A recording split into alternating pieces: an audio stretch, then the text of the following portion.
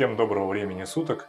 У меня такой вопрос. Сергей, скажите, пожалуйста, существует ли в бурятском языке уважительная форма обращения к человеку наподобие казахских «саке», «баке» и «маке»?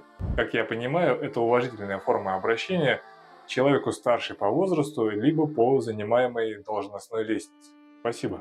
Самый Наринчин, на ваш красочный видеовопрос мы решили дать ответ не откладывая, находясь в УЗИ Шувырта. Итак, аналогию с казахским языком можно проследить через слово «аха» или по-казахски «ага». И у нас, и у казахов оно употребляется при обращении к мужчине, старшему по возрасту. А что касается саке, баке или маке, то здесь аналогия тоже есть, но не прямая, а смысловая. Дело в том, что и у нас, и у казахов при обращении к старшим не принято называть их имя. По-бурятски это звучит так.